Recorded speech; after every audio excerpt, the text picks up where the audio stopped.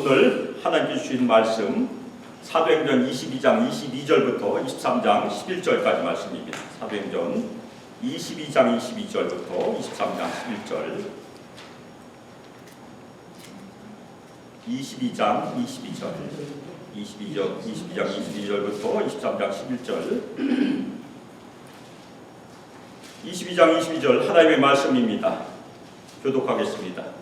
이 말하는 것까지 그들이 듣다가 소리질러 이르되 이러한 자는 세상에서 없애버리자 살려둘 자가 아니라 하여 떠들며 옷을 건져 던지고 티끌을 공중에 날리니 천부장이 바울을 영내로 데려가라 명하고 그들이 무슨 일로 그에게 대하여 떠드는지 알고자 하여 채찍질하며 신문하라 한데 가죽줄로 바울을 매니 바울이 곁에 서 있는 백부장들어 이르되 너희가 로마 시민 된 자를 죄도 정하지 아니하고 채찍질할 수 있느냐 하니 백부장이 듣고 가서 천부장에게 전하여 이르되 어찌하려 하느냐 이는 로마 시민이라 하니 천부장이 와서 바울에게 말하되 내가 로마 시민이냐 내게 말하라 이르되 그러하다.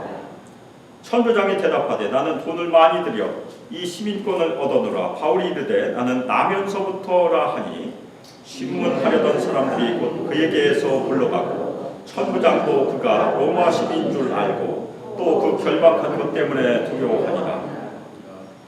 이튿날 천부장은 유대인들이 무슨 일로 그를 고발하는지 진상을 알고자 하여 그 결박을 풀고 명하여 제사장들과 그 온 공회를 모으고 바울을 데리고 내려가서 그들 앞에 세우니라. 바울이 공회를 주목하여 이르되 여러분 형제들아 오늘까지 난 범사에 양심을 따라 하나님을 섬겼노라 하거늘 대제사장 아나니아가 바울 곁에 서 있는 사람들에게 그 입을 치라 명하니 바울이 이르되 회칠한 하며 하나님이 너를 치시리로다. 내가 나를 율법대로 심판한다고 앉아서 율법을 어기고 나를 치라 하느냐 하니 곁에 선 사람들이 말하되 하나님의 대제사장을 네가 욕하느냐. 바울이 이르되 형제들아 나는 그가 대제사장인 줄 알지 못하였노라. 기록하였으되 너희 백성의 관리를 비방하지 말라 하였느니라 하더라. 바울이 그중 일부는 사두개인이요 다른 일부는 바리새인인 줄 알고 공회에서 외쳐 이르되 여러분 형제들아 나는 바리새인이요 또 바리새인의 아들이라. 죽은 자의 소망 곧 부활로 말미암아 내가 신문을 받노라. 그 말을 한즉 바리새인과 사두개인 사이에 다툼이 생겨 우리가 나누어지니 이는 사두개인은 부활도 없고 천사도 없고 영도 없다 하고 바리새인은 다 있다 함이라. 크게 떠들새 바리새인 편에서 몇 서기관이 일어나 다투어 이르되 우리가 이 사람을 보니 악한 것이 없도다. 혹 영이나 혹 천사가 그에게 말하였으면 어찌하겠느냐 하여 큰 분쟁이 생기니 천부장은 바울이 그들에게 찢겨질까 하여 군인을 명하여 내려가 무리 가운데서 빼앗아 가지고 영내로 들어가려 하니라. 그날 밤에 주께서 바울 곁에 서서 이르시되 담대하라. 내가 예루살렘에서 나의 일을 증언한 것 같이 로마에서도 증언하여야 하리라 하시니라. 아멘. 아멘. 이 시간 로마에서도 증언하여야 하리라 라는 설교 제목으로 주님의 말씀을 증거하도록 하겠습니다. 우리가 이미 경험하신 것처럼 찬양은 100마디 말보다 낫다는 말이 있어요. 제가 옛날에 켄터비 루이빌에서 인터내셔널 사역을 할 때 제가 이제 말씀을 증거했었는데 말씀을 증거하기 전에 우리 찬양 사역자가 그때 있었습니다. 김혜성 그 당시 전도사였었는 지금 목사님이죠. 너무나 찬양을 잘 하셨어요. 그러면 예수를 믿지 않는 사람들 마음이 다 열려요. 그 다음에 저는 짧게 말씀을 증거했었습니다. 그래서 제가 한번 여기 부임에 와서 그 김혜성 목사님을 한국에 그 당시 있었어요. 원주에 있었는데 스카웃을 하려고 시도한 적이 있었어요. 근데 사정이 있어서 못 온다고 그래서 포기했죠. 그런데 지금은 캐나다에 있어요. 캐나다. 다시 만날 수 있는 기회가 있을지 모르지만 아주 뛰어난 영어도 잘하시고 뛰어난 사역자였었는데 늘 기억이 나요. 그래서 오늘 찬양팀 우리 김혜성 목사님은 아니지만 우리 지난주에부터 제가 없는 주중이었지만 주 1이었지만 우리 홍진수 선교사님 그리고 임지혜 목사님께서 쓰셔서 찬양을 하시니까 역시 찬양은 제 100마디 말보다 더 나은 것 같습니다.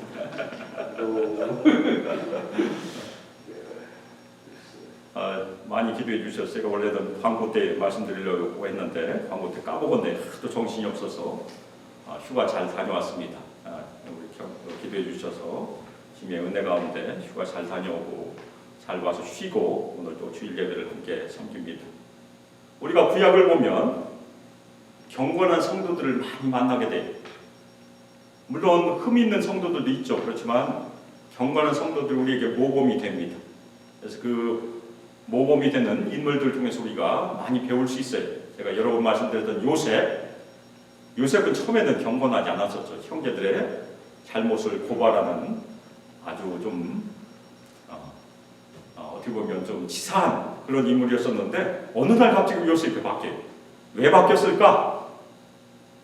성경학자들은 잘 몰라요. 그런데 구덩이에 빠졌을 때 하나님을 간절히 외치고 하나님을 만난 것이 아닌가 그렇게 추측을 하기도 합니다.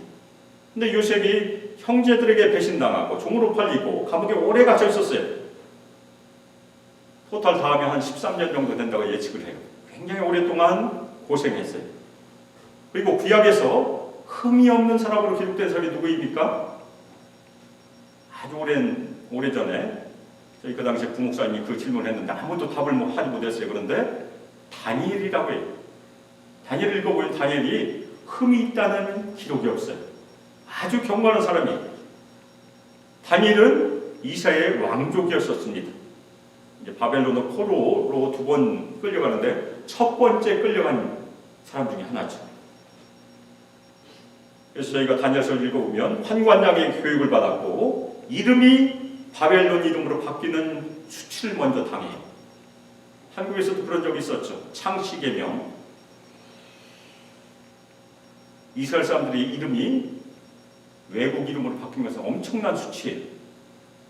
그런데 이사야 선지자의 글을 보면 내게서 태어날 자손 중 몇이 사로잡혀 바벨론 왕국의 환관이 되리라는 이사야 선지자가 히스기야를 책망한 말씀이 있어요. 그래서 그 말씀이 근거로 다니엘도 환관이 되었던 것이 아닌가. 환관장의 교육을 받았으니까. 그런데 환관이라는 것은 무엇입니까? 남자이지만 거세된 남자가 된다는 얘기입니다. 내시가 되었을 가능성이 있다는 얘기. 그렇게 추측하기도 합니다. 그 근거는 다니엘이 결혼을 했다거나 자식이 있었다는 기록이 없어요. 그리고 다니엘은 포로가 귀환할 때까지 살아있었어요. 그 당시에 물론 연세가 많았어요. 한 85세에서 90세 정도 됐을 것이라고 저희가 추측을 하는데 예루살렘으로 오지 않아요. 자기가 올 수 없는 몸이었을 가능성이 있다는 얘기입니다. 얼마나 큰 수치를 당했습니까? 경건한 다니엘도 엄청난 고난과 수치를 겪었다는 것이 바울이 디모데에게 보낸 편지에 그런 구절이 있습니다. 경건한 그리스도 예수 안에서 경건하게 살고자 하는 자도 박해를 받는다. 본인이 그런 박해를 받아요. 그리스도 예수 안에서 경건하게 살았던 바울이 고난당하는 현장을 우리가 오늘 보게 됩니다. 그래서 오늘 말씀의 첫 번째 우리가 얻을 수 있는 중요한 교훈은 세상은 아직도 진리를 모르고 진리를 거부하고 심지어는 배척한다는 걸 우리가 알 수 있습니다. 지난번에 저희가 살펴봤던 내용이 무엇입니까? 바울이 자신이 어떻게 예수를 만났는지 간증을 했어요. 처음에는 유대인들이 조용히 들었어요. 히브리 말로 얘기했으니까. 그런데 마지막에 예수님이 자신을 이방인에게 보내셨다고 말하자 그들은 뚜껑이 열렸어요. 폭발했어요. 그래서 오늘 말씀을 보면 이러한 자는 세상에서 없애버리자. 살려둘 자가 아니다. 군중들 지금 천부장에게 바울의 처형을 요구하고 있는 것입니다. 바울은 살아남아서는 절대 안 되는 인물이다. 그렇게 소리를 지르고 있는 것입니다. 유대인들은 예수님을 메시아로 받아들이지 않았어요. 그들은 예수님을 거부하고 십자가에 못 박도록 로마인에게 넘겨주었고 처형당하도록 했죠. 바울이 지금 공회 앞에 선 이 시점은 예수님이 승천하신 지 약 25년이 흘렀어요. 그런데 달라진 것은 아무것도 없어요.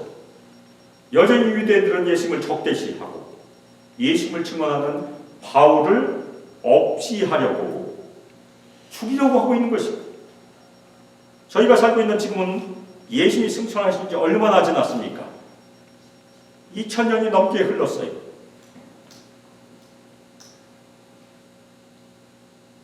오늘날에는 어떻습니까? 아직도 예수님을 거부하는 사람들이 많이 있어요. 지금도 예수님을 증거하면 거절을 당하거나 심지어 박해를 받고 죽임을 당합니다. 매년 예수님을 증거하는 것 때문에 예수님을 믿는다는 이유로 죽는 사람들이, 순교하는 사람들이 몇 명 정도 될까요?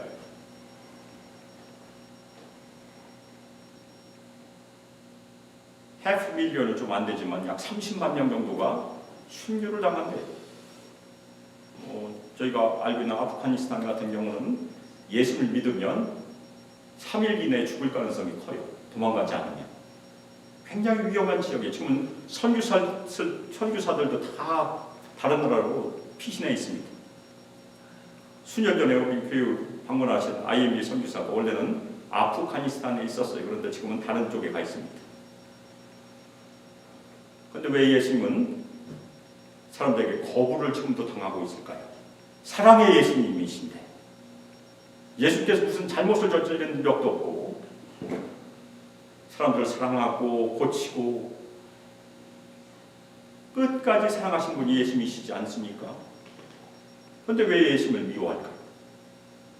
그 이유는 고린도후서 4장 4절에 기록되어 있습니다. 바울이 뭐라고 설명합니까? 이 세상의 신, 곧 사탄이 사람들의 마음을 혼미하게 하여 예수님을 보지 못하게 만든다고 고린도후서 4장 4절에서 얘기합니다. 그래서 예수님을 믿지 않는 것입니다. 유대인들은 소리를 지르고 옷을 벗어던지고 공중에 먼지를 날렸어요. 왜 옷을 벗었겠습니까? 스데반이 순교를 당할 때도 유대인들이 옷을 벗어서 바울의 발 앞에 두었어요. 겉옷을 벗어야 돌을 던질 수 있으니까 지금 돌을 던질 준비를 하고 있는 것입니다. 유대인들은 아주 광란에 찬 분노를 터뜨리고 바울을 죽이려고 준비를 하고 있어요. 진리를 외면하는 군중들의 분노는 너무나 무섭습니다. 지금도 그래요. 잘못하면 파괴와 살인이 일어난 것이 군중의 분노예요. 다음으로 바울이 우리에게 보여주는 또 하나 교훈은 무엇입니까? 우리가 가진 권리도 자신을 보호할 수 있다. 그것을 우리가 배울 수 있습니다. 천부장은 바울을 유대인으로부터 보호하기 위해서 영내로 데려갔고 그리고 바울을 채찍질해서 무슨 일로 유대인들이 바울을 죽이려 하는지 알아내려고 했어요. 그래서 군인들이 바울을 채찍질하려고 가죽줄로 묶었습니다. 그때 바울은 가만히 있지 않았어요. 항의를 했어요. 너희가 로마 시민대전을 죄도 정하지 않냐고 채찍질을 할 수 있느냐? 바울은 이때가 처음으로 채찍질 당할 때입니까? 그렇지 않아요. 빌립보에서 귀신 들린 여종에게서 귀신을 쫓아낸 것 때문에 바울은 매를 많이 맞았어요. 채찍질 당했다는 얘기입니다. 그리고 감옥에 갇혔어요. 그래서 로마 그 감옥의 간수장 만나고 간수장이 회심을 하게 되죠. 그런데 감옥에서 풀려날 때 바울이 뭐라고 얘기합니까? 로마 시민인 우리라는 것은 바울과 실라가 다 로마 시민이에요. 죄도 정하지 않고 때리고 감옥에 가두었다고 관리들에게 항의를 해요. 그리고 고린도 후서 11장 23절에서 25절에 보면 바울을 매도 수없이 맞았고 유대인들에게 40에서 하나 감았네 39대라는 얘기. 유대인들은 40대를 때리면 사형이기 때문에 하나를 감해서 때립니다. 39대 5번 맞았어요. 태장은 아마 이방인들 때렸던 것으로 보입니다. 3번 태장 맞았어요. 엄청 맞았어요. 바울은 그런 때 매 맞는 것을 피하지 못하면 그냥 감수했어요. 예수님의 고난에 참여하는 것입니까? 그런데 바울이 우리에게 보여주는 것은 무엇입니까? 피할 수 있으면 피할 수 있다는 얘기입니다. 바울은 자신이 로마 시민권자라는 특권으로 매질당하는 고난을 피하려고 합니다. 제가 한국에서 신대원 다닐 때 우리 강사 되신 분이 연변에 가서 거기 연변 교회 지도자들 가르치다가 공안에 잡혔어요. 그래서 맞았어요. 중국 사람들은 한국 사람을 때립니다. 매를 맞았어요. 그런데 그 당시에 잡힌 사람 중에 미국 시민권 갖고 있는 사람들은 안 맞았대. 중국 사람들이 미국 시민권 있는 사람은 안 때린다고. 그런데 요즘 달라졌어요. 미국 시민권 가지고 갈 수 없는 나라가 더 많아졌습니다. 그래서 어떤 분들은 그냥 영주권 갖고 계세요. 한국 북쪽으로 갈 수 있는 나라가 더 많으니까. 우리가 가지고 있는 특권을, 권리를 사용할 수 있다는 얘기. 예수님은 겟세마네 동산에서 죽음의 산을 피하고 싶어 하셨어요. 그런데 예수님께서 뭐라고 기도하셨습니까? 나의 원대로 하셨고 아버지의 원대로 하시옵소서. 그것이 예수님의 태도였고 우리의 태도입니다. 우리가 이 땅에서 원하지 않는 고난과 핍박을 당할 수 있어요. 그런데 우리의 권리를 사용해서 그 고난과 핍박을 피하는 것은 부끄러운 일이 아니라는 얘기예요. 정당한 일이라는 얘기입니다. 그러나 피하지 못할 때가 있어요.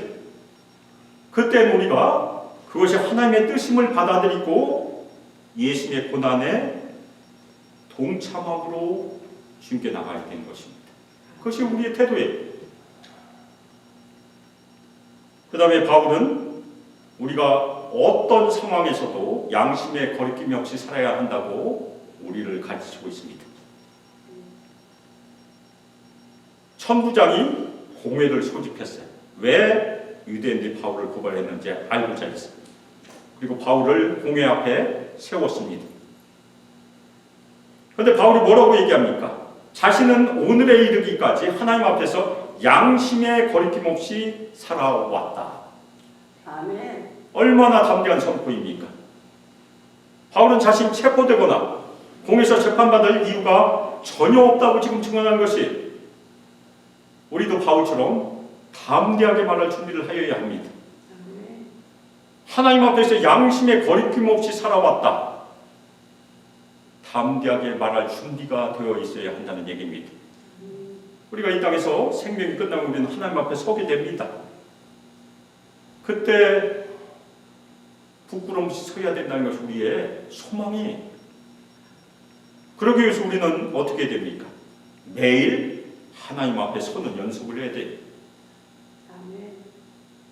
매일 하나님의 말씀 앞에 서고 기도로 하나님 앞에 서는 것이 우리 성도들의 삶이어야 된다는 얘기입니다. 우리 모든 성도들 그렇게 사십시다. 아멘입니까? 아멘. 바울이 담대하게 증언했어요. 그렇지만 공회의 분위기는 아주 싸늘했어요. 그때 대제사장 아나니아가 사람들에게 바울의 입을 치라고 명합니다. 바울의 말을 들을 필요가 전혀 없다고 무시하고 있는 것입니다. 그러자 바울은 물러서지 않고 오히려 책망해요. 회칠한 담이여, 하나님이 너를 치시리로다. 내가 너를 율법대로 심판한다고 앉아서 율법을 어기고 나를 치라 하느냐. 바울은 대제사장을 뭐라고 부르고 있습니까? 회칠한 담이라고 부르고 있어요. 회칠한 담이라고 하면 예수님의 말씀 중에 무엇이 기억이 나십니까? 예수님은 바리새인들을 회칠한 무덤이라고 불렀어요. 유대 사회에서는 석회를 칠하는 것이 습관이었었어요. 겉을 깨끗하게 하니까, 아름답게 보이게 할 수 있으니까 무덤에 백회를 칠했던 것으로 보입니다. 멀리서 보면 무덤은 깨끗하고 아름다워 보이죠. 그렇지만 그 안에는 뭐가 있습니까? 죽은 사람의 뼈와 썩어가는 시체가 있어요. 그래서 예수님께서 바로 이 점을 사용해서 회칠한 무덤이라고 말씀하심으로 종교 지도자들의 위선을 지적하신 것이, 겉은 화려하지만 속은 죽음과 같은 썩음이 있다. 그것이 주님의 지적이었고, 바울이 회칠한 담이라고 하는 것도 비슷한 맥락이, 그것은 에스겔 13장 10절에서 13절을 인용해서 말하는 것인데, 하나님의 거짓 선지자들이 부실한다. 겉으로는 화려하지만, 하얀 담이지만 바로 무너지는 담이라고 그렇게 얘기한 것입니다. 바로 무너질 벽이란 얘기. 그래서 아나니아가 하나님의 법을 지키는 재판관인 척하지만 실제로는 하나님의 법을 무너뜨리는 사람이다. 그렇게 지적하고 있는 것입니다.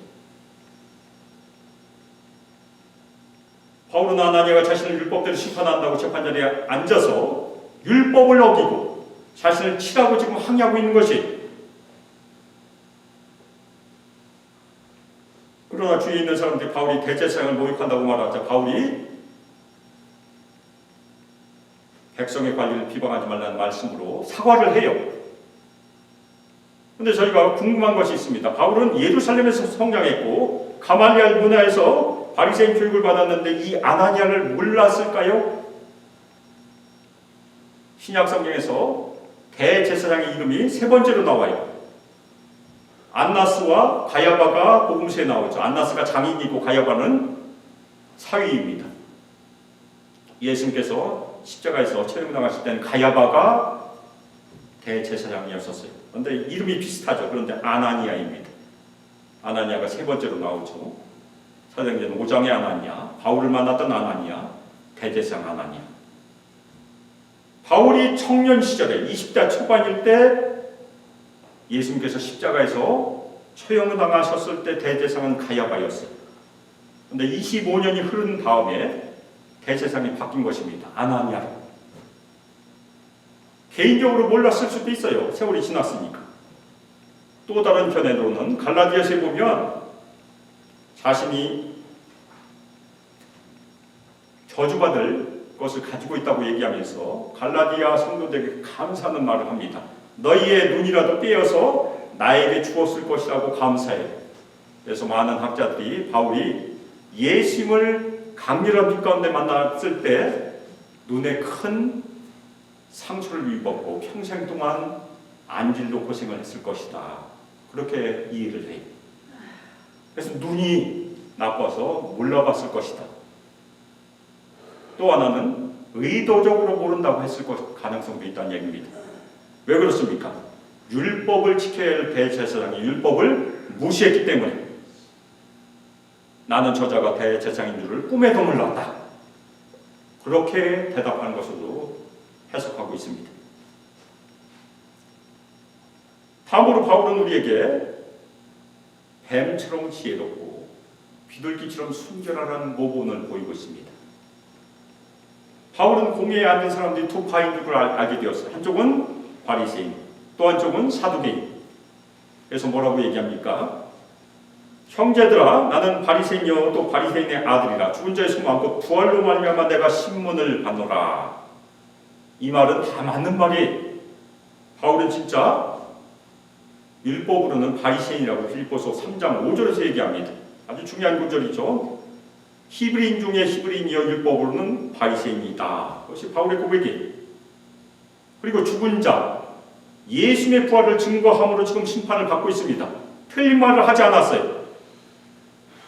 그런데 바울의 이 동기에 대해서 비겁한 것이 아닌가 생각하는 사람들이 간혹 있어요. 왜냐하면 내부 분열을 유도하게 되니까. 이것이 인간적인 잔꾀나 정치적인 술수가 아닌가. 그런데 예수께서 때때로 질문자의 악한 의도를 아시고 지혜롭게 대답하신 것을 저희가 발견할 수 있습니다. 가이사에게 세금을 바치는 문제 때문에 어떻게 하십니까? 동전 하나를 달라고 하잖아요. 데나리온. 그리고 거기에 있는 형상과 글이 누구의 것인가? 그 형상과 글은 가이사의 것이에요. 그러니까 예수님께서 뭐라고 대답하십니까? 우리가 잘 하는 말씀이에요. 가이사의 것은 가이사에게, 하나님의 것은 하나님께 바치라. 그리고 부활에 대한 논쟁, 사도개인과 논쟁했을 때도 예수님께서 아주 지혜롭게 대답하세요. 그래서 바울 역시 지금 주어진 상황에서 지혜롭게 넘어간 것이 아닌가. 그래서 바울의 행동에서 예수님께서 마태복음 10장 16절에서 말씀하신 뱀처럼 지혜롭고 비둘기처럼 순결하라, 이 원리를 사용했다고 이야기도 해요. 저도 이 구절 가지고 많이 기도합니다. 뱀처럼 지혜롭고 비둘기같이 순결하라. 그래서 우리도 어려움 만날 때 이렇게 하라는 얘기, 뱀처럼 지혜롭고 비둘기처럼 순결하라. 그런데 우리가 경험한 것은 뱀처럼 지혜로운 것을 우리가 할 수 있어요. 그런데 분쟁의 상황에서 비둘기처럼 순결하기는 굉장히 어렵습니다. 그래서 기도가 필요한 것이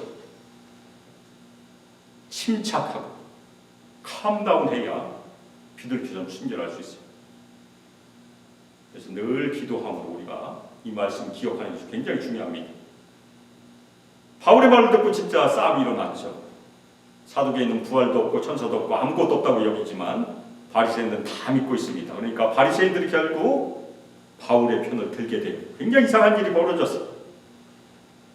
그래서 양쪽이 싸우니까 바리새인은 구하려고 하고 사두개인은 죽이려고 하고, 양측에서 바울을 끌고 당기게 되니까 바울이 찢어질까 염려되어서 천부장이 바울을 구출하고 영내로 데리고 가는 것이 오늘 말씀의 끝이에요.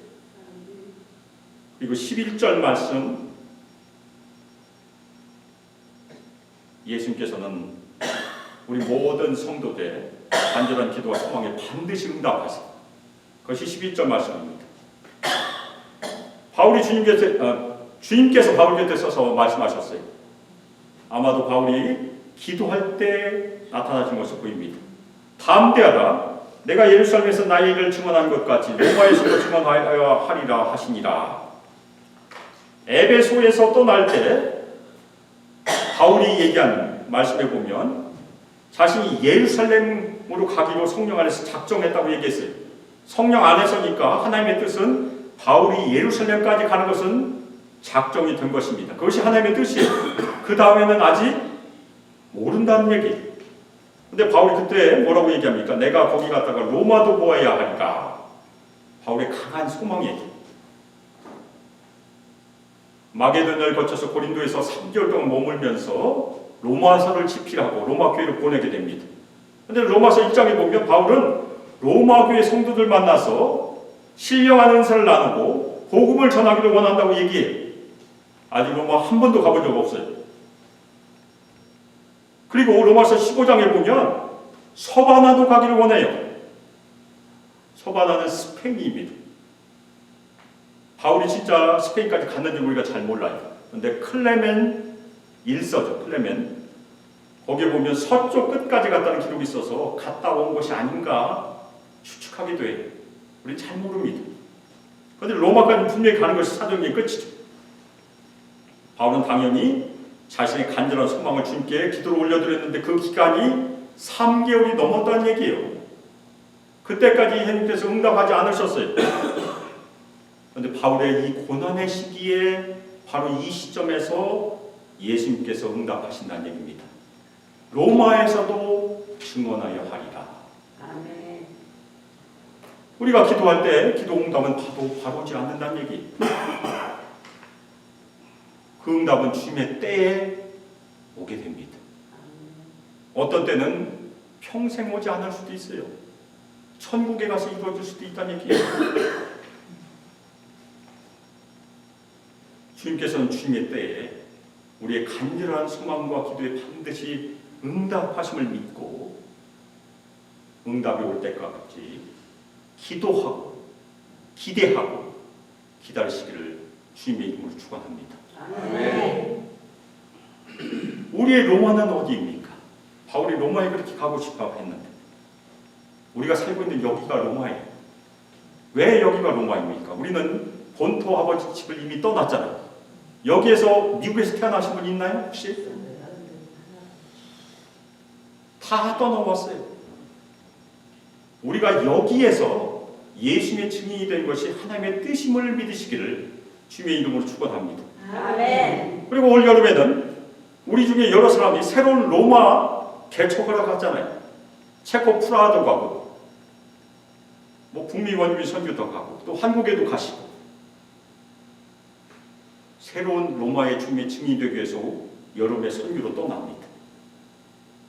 저는 작년에 매년 가는 북미 원주 선교지만 한 번도 설교를 한 적이 없어요.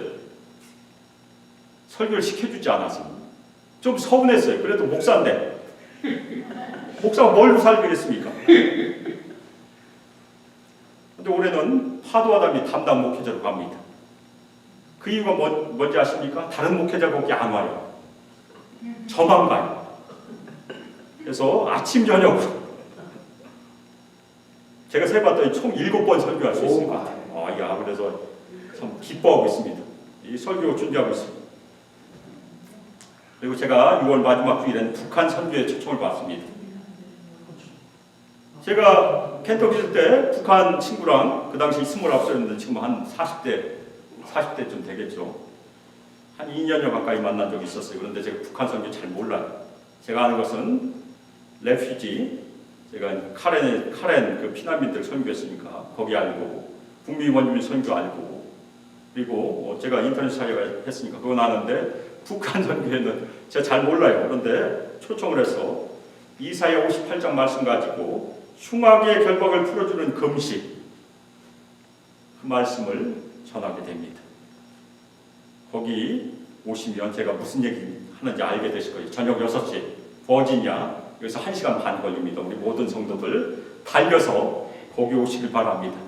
제가 북한 청년 얘기할 거고, 카렌 얘기할 거고, 원주민 얘기할 거예요. 그게 제 경험이니까. 제가 말씀 사역에서 부름받았으니까 어디 가면 늘 설교하는 것이 제 직분이에요. 우리 성도들 다 은사가 있어요.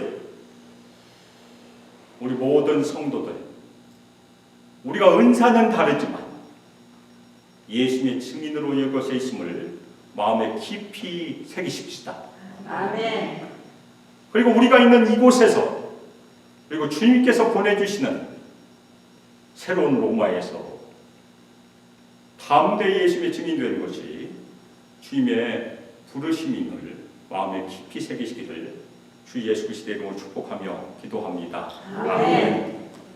이제는 주 예수 그리스도의 은혜와 하나님 아버지의 사랑과 성령 하나님의 교통 교제하심과 우리 모든 성도들에게 권능을 부어주시고 충만히 마시고 우리 모든 성도들 매일매일 인도하시고 이 땅에서 예수를 신실하게 믿고 주님께 엎드려 순종하며 예수님 말씀 따라 뱀처럼 지혜롭고 비둘기처럼 순결함으로 이 땅에서 예수님의 증인되기를 소망하며 결단함으로 우리의 생명을 주님께 드리기를 소망하며 결단합니다. 우리 수많게 모든 성도들과 청년들과 유수와 아이들 위해 영원토록 함께하기를 주 예수 그리스도의 이름으로 축복하며 기도합니다. 아멘.